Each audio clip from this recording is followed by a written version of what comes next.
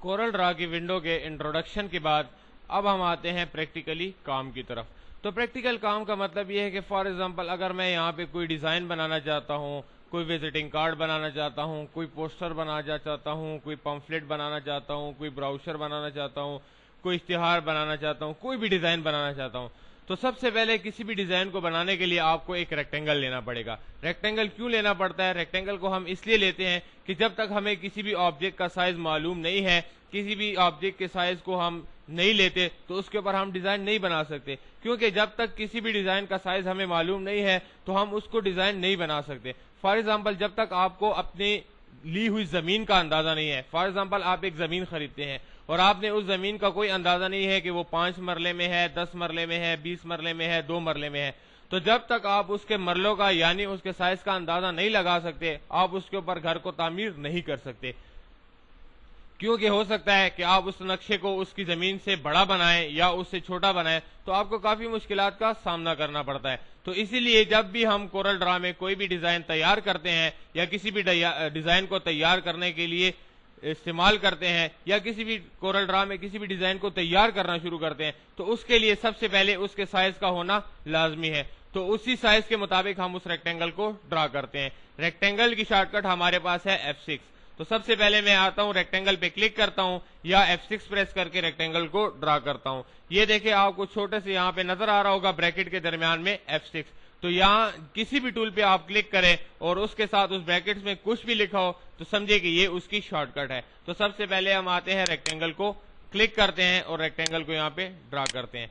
For example मैं एक visiting card बनाना चाहता हूं, तो यहाँ पे हमारे पास विजिटिंग कार्ड का साइज है 3 इंचेस में इसकी विड्थ होती है और 2 इंचेस में इसकी हाइट होती है। तो अब मैंने इस रेक्टेंगल को तो ड्रा किया हुआ है, लेकिन मुझे अंदाजा बिल्कुल भी नहीं हो रहा कि इस रेक्टेंगल का साइज क्या है। तो इस रेक्टेंगल का साइज लेने के लिए यहाँ पे आप प्रॉपर्टी बार में आएंगे, तो प्रॉपर्टी बार में यहाँ के आपको बता रहा है कि ये इसकी विड्थ है। तो इसकी विड्थ को हम 3 इंचेस में तब्दील करते हैं और इसको हम 2 इंचेस में तब्दील करते हैं। याद रहे कि बाय डिफॉल्ट तौर पे जब भी कोरल ड्रा को आप इंस्टॉल करते हैं और कोरल ड्रा को ओपन करते हैं, ये जितनी भी वैल्यूज यहाँ पे दी गई ये तमाम इंचेस में काम करती हैं। तो आते हैं यहाँ पे इसकी हाइट को 2 इंच में तब्दील करने के बाद इसको एंटर करते हैं। तो ये है आपका रेक्टेंगल जो 3x2 के साइज में तब्दील हो चुका है। अब ये रेक्टेंगल तो मैं ले चुका हूं, ठीक है, और मैं इस पे डिजाइनिंग भी करना चाहता हूं, लेकिन एक चीज आपको जरूर यहाँ पे नजर आ रही होगी कि इस रेक्टेंगल का साइज काफी छोटा नजर आ रहा है मुझे, और इस पे डिजाइनिंग करना मेरे लिए काफी मुश्किल है। तो इसको डिजाइन करने के लिए सबसे पहले एक बात याद रखिए कि ये रेक्टेंगल जहां भी मौजूद है, किसी एरिया में भी मौजूद है, और आप चाहते हैं कि आप इसको पेज के सेंटर में ले आए, तो इसके लिए हमारे पास एक शॉर्टकट इस्तेमाल होती है P। तो किसी भी ऑब्जेक्ट को, किसी भी टेक्स्ट को आप पेज के सेंटर में लाना चाहते हैं तो इसके लिए आप P को प्रेस करेंगे। P को प्रेस करने के बाद आपका ऑब्जेक्ट या आपका टेक्स्ट जो है ऑटोमेटिकली इस पेज के सेंटर में आ जाता है। तो अब हम रेक्टेंगल को भी ड्रा कर चुके हैं, इसके साइज को भी ले चुके हैं और उस रेक्टेंगल को हम पेज के दरमियान में भी ला चुके हैं। अब है डिजाइनिंग करना। तो डिजाइनिंग करना हमारे लिए इसमें थोड़ा सा मुश्किल है। तो हम ऐसा करते हैं कि इस रेक्टेंगल को हम जूम करते हैं फुल स्क्रीन पे। तो हम फुल स्क्रीन पे इसको जूम करने के लिए हमारे पास एक शॉर्टकट मौजूद है F4। कीबोर्ड में आपको नजर आ रहा होगा ऊपर सबसे पहली लाइन में F1 2 3 4। तो यहाँ पे F4 को आप जैसे ही प्रेस करेंगे ये रेक्टेंगल आपको फुल स्क्रीन पे डिस्प्ले होगा, ये देखें। तो अब हमारे पास आसानी है कि हम इस रेक्टेंगल में डिजाइन कर सकते हैं। इसके जूम करने से हमें ये नहीं कि हम इसका साइज बड़ा कर लेते हैं, इसका साइज सिर्फ आपको जूम में नजर आता है। अब हम आते हैं इस रेक्टेंगल को वापस अपनी शेप में लाने के लिए। तो अपनी शेप में ओरिजिनल हालत में लाने के लिए हमारे पास एक शॉर्टकट है Shift F4। तो Shift F4 जैसे ही हम कीबोर्ड से प्रेस करते हैं ये रेक्टेंगल वापस अपनी हालत में तब्दील हो जाता है। तो याद रखिए किसी भी ऑब्जेक्ट को फुल स्क्रीन पे देखने के लिए आप F4 इस्तेमाल करते हैं और वापस ओरिजिनल हालत में देखने के लिए Shift F4 का इस्तेमाल करते हैं, चाहे वो ऑब्जेक्ट हो चाहे वो टेक्स्ट हो।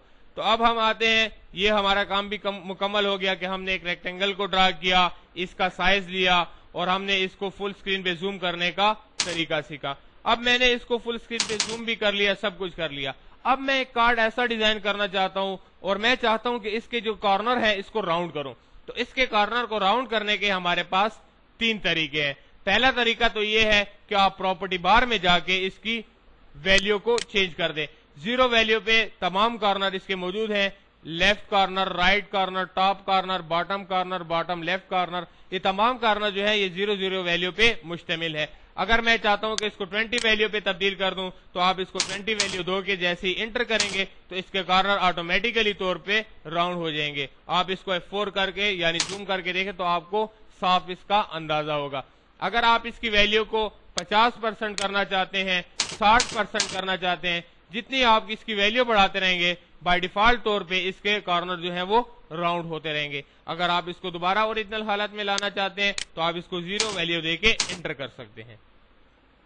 तो ये था हमारा एक तरीका किसी भी ऑब्जेक्ट के कॉर्नर को राउंड करना। दूसरा तरीका हमारे पास है, यहाँ पे आप इस रेक्टेंगल को सेलेक्ट करते हैं तो एक बात का याद रखिए कि इसके ऊपर दो डॉट होते हैं, एक ब्लैक किस्म का डॉट होता है और एक व्हाइट किस्म का। इस व्हाइट किस्म की डॉट को हम नोड कहते हैं।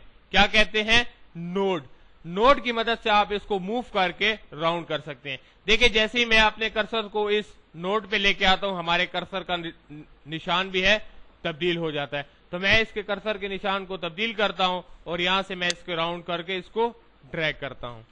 तो ये देखें जैसे ही ड्रैग किया मैंने इसको तो इसके कॉर्नर ऑटोमेटिकली तौर पे राउंड हो गए। अगर आप इसको वैल्यू देना चाहते हैं तो फिर भी यहां से वैल्यू देकर आप इसको 0 डिग्री में तब्दील कर सकते हैं। तो ये थे हमारे दो तरीके। अब आते हैं हम तीसरे तरीके पे। तो तीसरा तरीका हमारे पास है शेप टूल। वही शेप टूल पे क्लिक करते हैं, यहां पे आते हैं हमारे पास शेप टूल। शेप टूल की शॉर्टकट है हमारे पास F10। F10 की मदद से भी आप शेप टूल ले सकते हैं और टूल बार में जाके आप यहां से भी इसको ले सकते हैं। तो क्लिक करते हैं शेप टूल पे। तो शेप टूल पे क्लिक करने के बाद भी हम इसके कॉर्नर को यहां से पकड़ के राउंड कर सकते हैं। तो ये थे हमारे किसी भी ऑब्जेक्ट को यानी किसी भी रेक्टेंगल को राउंड करने के मुख्तलिफ तरीके। तो पहला तरीका मैंने आपको बताया था, किसी भी प्रॉपर्टी बार को आप वैल्यू देके इसके कॉर्नर को राउंड कर सकते हैं। दूसरा तरीका मैंने आपको बताया था कि किसी पिक टूल की मदद से आपने इस रेक्टेंगल को सेलेक्ट किया हुआ है और आप चाहते हैं कि पिक टूल ही की मदद से आप इसके कॉर्नर को राउंड करें, तो आप यहां पे आके इस नोड पे चले जाएं। जैसे ही आप अपने रेक्टेंगल को के नोड पे क्लिक करते हैं तो आप इसको यहां से ड्रैग करके राउंड को गोल कर सकते हैं। उसके बाद आते हैं तीसरा तरीका हमारे पास है शेप टूल का। शेप टूल पे क्लिक किया और इसके कॉर्नर को सेलेक्ट करके राउंड कर दिया।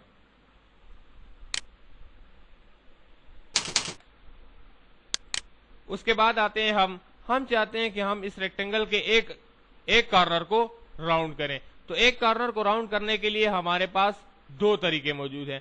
पहला तरीका तो यह है कि यहां पे प्रॉपर्टी बार में आपको लॉक नजर आ रहा होगा, इस लॉक को आप ओपन कर दें।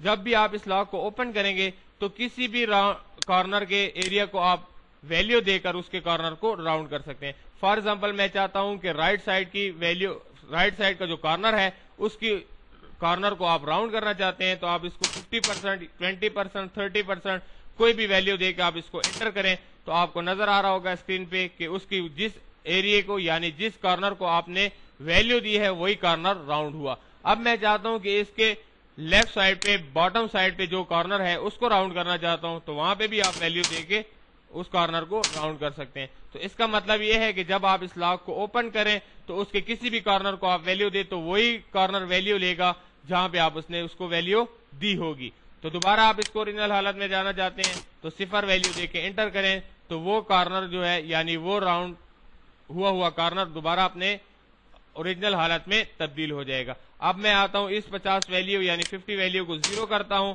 तो 0 करने के बाद आप अंदाजा लगा सकते हैं कि आपका रेक्टेंगल जो है ओरिजिनल हालत में मौजूद है। और अगर आप चाहते हैं कि दोबारा आप इसके कॉर्नर को 4 हिस्सों को एक ही उसमें राउंड करें तो दोबारा इस लॉक को क्लिक करें, एक ही वैल्यू के बाद आप इसके कॉर्नर को, तमाम कॉर्नर को राउंड कर सकते हैं। और आप चाहते हैं कि यानी आप एक कॉर्नर को राउंड करना चाहते हैं तो इस लॉक को दोबारा ओपन कीजिए, किसी भी कॉर्नर को वैल्यू देके आप उसके कॉर्नर को राउंड कर सकते हैं। तो ये था हमारा पहला तरीका किसी भी एक कॉर्नर को राउंड करने का। दूसरा तरीका हम प्रैक्टिकल तौर पे कैसे इस्तेमाल कर सकते हैं, शेप टूल की मदद से। शेप टूल को क्लिक किया, एक बात को आप देखिए गौर से, जब भी आप शेप टूल को लेते हैं तो इसके चारों कॉर्नर जो है वो ब्लैक डॉट्स में तब्दील हो जाते हैं। तो ब्लैक डॉट्स में तब्दील होते ही आप जैसे ही यहाँ पे आप इसको ड्रैग करते हैं तो चारों कॉर्नर आपके राउंड हो जाते हैं। लेकिन मैं चाहता हूं कि शेप टूल की मदद से एक कॉर्नर को राउंड करूं, तो राउंड करने से पहले आप इसके कॉर्नर पे क्लिक करें। तो जैसे आप इसके कॉर्नर पे क्लिक करेंगे ये बाकी 3 जो ब्लैक डॉट्स हैं ये व्हाइट डॉट्स में तब्दील हो जाएंगे, यानी ये नोड में तब्दील हो जाएंगे। तो नोड में तब्दील होते ही आप ब्लैक डॉट को जैसे ही मूव करेंगे तो देखिए वही कॉर्नर राउंड होगा जो आपने सेलेक्ट किया होगा और ब्लैक डॉट में होगा, बाकी जो व्हाइट डॉट्स थे वो वहीं के वहीं खड़े हैं। अब मैं आता हूं इस कॉर्नर को राउंड करना चाहता हूं, तो इस कॉर्नर को भी राउंड करने के लिए सबसे पहले मैं यहाँ पे क्लिक करूंगा। तो क्लिक करते साथ ही आपने देखा कि बाकी जो कॉर्नर के राउंड हैं वो ऑटोमेटिकली नोड में तब्दील हो चुके हैं। अब मैं इसको आसानी से ड्रैग करके राउंड कर सकता हूं। वापस ओरिजिनल हालत में लाना चाहते हैं तो सिंपल यहाँ पे वैल्यू चेंज कर दें 0%, तो आपका रेक्टेंगल वापस 0 हालत में तब्दील हो जाएगा। दूसरे कॉर्नर को भी आप 0 वैल्यू में तब्दील कर। तो ये था रेक्टेंगल के कॉर्नर को राउंड करने का तरीका। अब हम आते हैं इस रेक्टेंगल को वापस ओरिजिनल हालत में तब्दील करते हैं शिफ्ट F4 की मदद से। अब मैं चाहता हूं कि इस रेक्टेंगल की डुप्लीकेट निकालूं। फॉर एग्जांपल अगर मैंने 2 कार्ड डिजाइन करने हैं, 3 विजिटिंग कार्ड डिजाइन करने हैं, 4 डिजाइन करने हैं, तो जरूरी नहीं है कि मैं वापस जाऊं रेक्टेंगल पे क्लिक करूं, रेक्टेंगल को ड्रा करूं और फिर उसकी वैल्यू ले लूं और उसके साइज को छोटा बड़ा करूं। तो आपके आसपास आसानी ये मौजूद है कि आप इस रेक्टेंगल की डुप्लीकेट निकाल सकते हैं। तो डुप्लीकेट निकालने के हमारे पास 3 तरीके हैं। पहला तरीका है एडिट में जाएं। एडिट में हमारे पास एक शॉर्टकट मौजूद है डुप्लीकेट की, यानी कंट्रोल डी। आप कीबोर्ड की मदद से कंट्रोल डी भी इस्तेमाल कर सकते हैं और यहाँ पे एडिट के मेन्यू में जाके डुप्लीकेट भी इस्तेमाल कर सकते हैं। तो आपने देखा आपके स्क्रीन पे एक रेक्टेंगल की डुप्लीकेट निकाल ली गई है। पहला तरीका तो हमारे पास ये था कि किसी भी ऑब्जेक्ट को कंट्रोल डी की मदद से डुप्लीकेट या एडिट में जाके हम कंट्रोल डी करें या डुप्लीकेट पे क्लिक करें। दूसरा तरीका हमारे पास ये है कि कीबोर्ड के न्यूमेरिक पैड में आपको प्लस का साइन नजर आ रहा होगा, तो जैसे आप प्लस के साइन पे क्लिक करेंगे आप मूव टूल की मदद से देखें यहाँ पे ये रेक्टेंगल की दूसरी डुप्लीकेट निकल आई। तो जैसे ही आप किसी भी ऑब्जेक्ट को क्लिक करें तो आप यहाँ पे न्यूमेरिक पैड में आके प्लस के साइन पे क्लिक करें और रेक्टेंगल की मदद से यानी पिक टूल की मदद से आप इसको मूव कर लें। तो देखें ये हमारा दूसरा तरीका था किसी भी ऑब्जेक्ट की डुप्लीकेट निकालने का। पहला तरीका कंट्रोल डी, दूसरा तरीका हमारे पास प्लस का साइन। जैसे आप प्लस के साइन को क्लिक करते हैं यहाँ पे आपके पास इस रेक्टेंगल की डुप्लीकेट ऑटोमेटिकली निकल आती है। आप डाउन एरो से इसको नीचे भी ला सकते हैं, ये देखिए। तीसरा तरीका ये है कि आपने अंदाजा लगाया होगा कि पिक टूल की मदद से हम किसी भी रेक्टेंगल को देखें मूव कर सकते हैं ना। तो मूव करते साथ ही आप लेफ्ट क्लिक को छोड़े मत और उसके राइट क्लिक को क्लिक करें। फॉर एग्जांपल देखें ये मैं लेफ्ट क्लिक से उठा के यहां लाता हूं। अब मैंने लेफ्ट क्लिक को भी पकड़ा हुआ है, तो लेफ्ट क्लिक को छोड़े बगैर आप राइट क्लिक, जैसे ही आप राइट क्लिक करते हैं तो देखिए एक प्लस का साइन नजर आ जाता है। इसका मतलब यह है कि आपके ऑब्जेक्ट की डुप्लीकेट निकल आई। तो ये तीनों तरीके जो हैं ये बहुत ज्यादा इस्तेमाल होते हैं मार्केट में इसलिए इस्तेमाल होता है कि कई दफा हमें ऐसा डिजाइन बनाना पड़ता है जिसके ऊपर हमें डुप्लीकेट हूबहू उसी पे चाहिए होती है, तो हम उसके लिए प्लस का इस्तेमाल करते हैं। या हम आपको किसी अलहदा जगह पे चाहिए होती है तो उससे लेफ्ट राइट क्लिक से हम डुप्लीकेट निकाल सकते हैं या कंट्रोल डी की मदद से भी निकाल सकते हैं। तो याद रखिए ये तीनों डुप्लीकेट के तरीके आपको याद रखने होंगे। पहला तरीका था हमारा कंट्रोल डी, दूसरा तरीका था हमारा प्लस का साइन, तो ये देखिए प्लस के निशान से भी आपने डुप्लीकेट निकाल ली। तीसरा तरीका हम इसको लेफ्ट क्लिक से मूव करते हैं, तो जैसे ही आप इसको मूव करके ले जाते हैं तो मूव करके ले जाते समय ही आपने राइट क्लिक को प्रेस करना है। और एक बात का ख्याल रखें कि लेफ्ट क्लिक को छोड़ना तब तक नहीं है जब तक आप राइट क्लिक को क्लिक ना करें। ये ले, ये मूव किया और राइट क्लिक, मूव किया राइट क्लिक, मूव किया राइट क्लिक, मूव किया राइट क्लिक, मूव किया राइट क्लिक। तो मकसद ये है हमारा कि लेफ्ट क्लिक से किसी भी ऑब्जेक्ट को आप ले जाके उस पर राइट क्लिक करके आप उसकी डुप्लीकेट निकाल सकते हैं। मैं सेलेक्ट करता हूं इन तमाम ऑब्जेक्ट को और डिलीट करता हूं। तो ये थे हमारे पास किसी भी ऑब्जेक्ट के डुप्लीकेट निकालने के 3 तरीके। उसके बाद मैं आता हूं इस ऑब्जेक्ट को यानी इस रेक्टेंगल को यहाँ पे लेके आता हूं।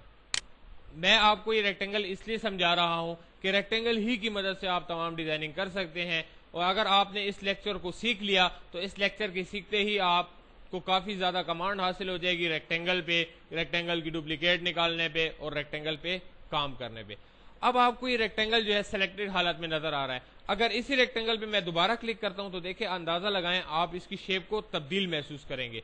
तो यहां पे हमारे पास जो ऑप्शन होते हैं, यहां पे आप इसको ला सकते हैं और इसको मूव कर सकते हैं। ये देखें, तो ये किसी भी हालत में फ्री रोटेट हो रहा होता है। ये देखें, अगर आप चाहते हैं कि आप इसको डिग्री दे दें, यानी आप इसको 90 डिग्री में तब्दील करें, तो आप इसको यहां से प्रॉपर्टी बार में आके एंगल ऑफ रोटेशन पे आके आप इसको 90 डिग्री में भी तब्दील कर सकते हैं। तो ये देखिए 90 डिग्री में ये आपका रेक्टेंगल तब्दील हो गया। अगर आप इसको ओरिजिनल हालत में दोबारा लाना चाहते हैं तो 0 वैल्यू प्रेस करके एंटर कर दें, तो ये रेक्टेंगल आपको वापस अपनी हालत में मिलेगा। अगर फॉर एग्जाम्पल आप इस रेक्टेंगल को स्क्यू करना चाहते हैं, देखिए एक बात याद रखें, अभी मैंने थोड़ी देर पहले आपको बताया था किसी भी रेक्टेंगल यानी किसी भी ऑब्जेक्ट की डुप्लीकेट लेना। तो डुप्लीकेट के तरीके से यहां मैं अभी एक छोटा सा डिजाइन आपको बना के दिखाता हूं।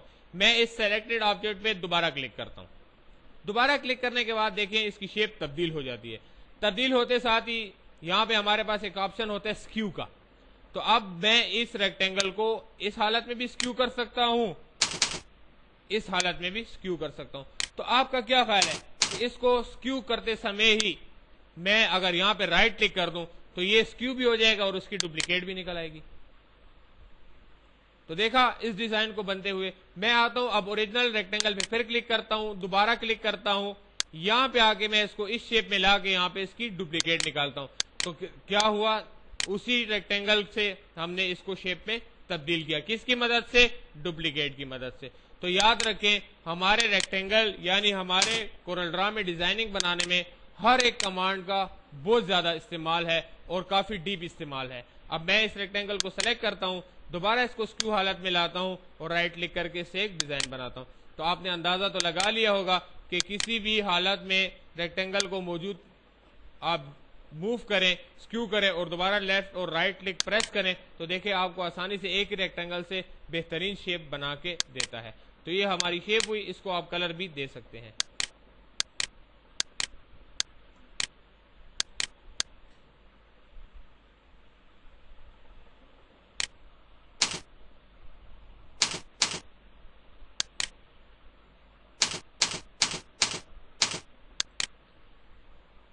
अब हम आते हैं इसी रेक्टेंगल को हम गोल मूव करते हैं। तो एक बात देखिए, मैं इसको यहां तक लेके आया और मैंने इसको राइट क्लिक किया तो देखिए ये भी एक शेप बनती है। अब एक और चीज देखिए, फॉर एग्जांपल मुझे ये रेक्टेंगल चाहिए लेकिन बिल्कुल छोटे छोटे। आपने अक्सर देखा होगा कि शिनाख्ती कार्ड के जो डिजिट्स होते हैं वो छोटे छोटे रेक्टेंगल में लिखे होते हैं, यानी छोटे छोटे सेल्स में लिखे होते हैं। अब एक बात याद रखें, कोरल ड्रा में वो कामयाब तरीन आदमी है जो डिजाइनिंग को बहुत आसान तरीके से और कम वक्त में किसी भी डिजाइन को तैयार करे। कोरल ड्रा में किसी भी डिजाइन को आसानी से तैयार करने वाला बंदा ही प्रैक्टिकल डिजाइनर कहलाता है, या किसी भी बड़े से बड़े डिजाइन को कम वक्त में डिजाइन करने वाला शख्स ही कोरल ड्रा का डिजाइनर करार पाया जाता है। तो मैं आता हूं इस रेक्टेंगल की एक डुप्लीकेट निकालता हूं। ये जी मैंने इस रेक्टेंगल को यहां तक लाया और इसके सीक्वेंस में मैंने इसके रख के डुप्लीकेट निकाला। अब मैं चाहता हूं कि मेरे पास एक ऐसी शॉर्टकट मौजूद हो कि मैं एक काम को करूं और वो उसी काम को बार बार रिपीट करे। फॉर एग्जांपल देखिए, मैंने इस रेक्टेंगल को यहां से उठाया, यहां पे लाया और राइट क्लिक करके मैंने इसकी डुप्लीकेट निकाले। तो मैं चाहता हूं कि ये काम जो मैंने इतने वक्त में किया, ये किसी शॉर्टकट की मदद से मैं आसानी से भी इसको कर सकूं। तो इसके लिए हमारे पास एक शॉर्टकट इस्तेमाल होती है रिपीट की, यानी जो काम आपने किया ये उसको बार बार रिपीट करेगा। तो शॉर्टकट्स हमारे पास इसकी मौजूद है कंट्रोल आर। कंट्रोल आर का मतलब है आपने कोई भी काम किया और आप उसको बार बार रिपीट करना चाहते हैं। तो एडिट के मेन्यू में आके आप यहाँ पे क्लिक करके भी इसको डुप्लीकेट को रिपीट कर सकते हैं, या अगर आप कंट्रोल आर प्रेस करें तो देखिए जो काम आपने किया उसको वो शॉर्टकट की मदद से आसानी से रिपीट कर रहा है। तो कोरल ड्रा में हम जितना भी काम करते हैं, हम चाहते ही ये है कि हम किसी भी काम को आसानी से और जल्द अज जल्द सरअंजाम। इस रिपीट की कमांड से आप और भी ज्यादा फायदे हासिल कर सकते हैं। फॉर एग्जाम्पल मैंने ये रेक्टेंगल लिया और इसको मैं ड्रैग करके थोड़ा सा बड़ा करता हूं। ये रेक्टेंगल है मेरे पास, इसको थोड़ा सा छोटा करता हूं, यहाँ पे वैल्यू दे दे 3/2। ये जी अब रेक्टेंगल पे मैं दोबारा क्लिक करता हूं और इसको थोड़ा सा मूव करके राइट क्लिक से इसकी डुप्लीकेट निकालता हूं। अब मैंने इसकी डुप्लीकेट निकाली और अगर इसी काम को मैं रिपीट करूं तो देखिए ये रेक्टेंगल एक डिजाइन में तब्दील हो जाएगा। बार बार मैं इसको कंट्रोल आर की मदद से रिपीट करता हूं। ये देखें फुल स्क्रीन पे लाने के लिए आप F4 इस्तेमाल करेंगे, जो पहले भी मैं आपको बता चुका हूं। तो ये सेलेक्ट किया। अब इस तमाम रेक्टेंगल को यानी इस तमाम डिजाइन को सेलेक्ट करने के लिए हमारे पास एक शॉर्टकट मौजूद होती है, कंट्रोल ए। कंट्रोल ए का मतलब ये है कि किसी भी ऑब्जेक्ट को यानी तमाम ऑब्जेक्ट्स को, स्क्रीन पे मौजूद तमाम ऑब्जेक्ट को सेलेक्ट करना। तो कंट्रोल ए की मदद से मैंने इसको सेलेक्ट किया और यहां पे आके मैंने इसको कलर दिया। ये देखिए, या मैंने इसको राइट कलर पे राइट क्लिक करके इसके आउटलाइंस को मैंने कलर दिया। तो देखिए ये एक बेहतरीन शेप आपके सामने बन के आ गई। किसकी मदद से? कंट्रोल आर की और कंट्रोल डी की, यानी डुप्लीकेट और कंट्रोल आर रिपीट की मदद से।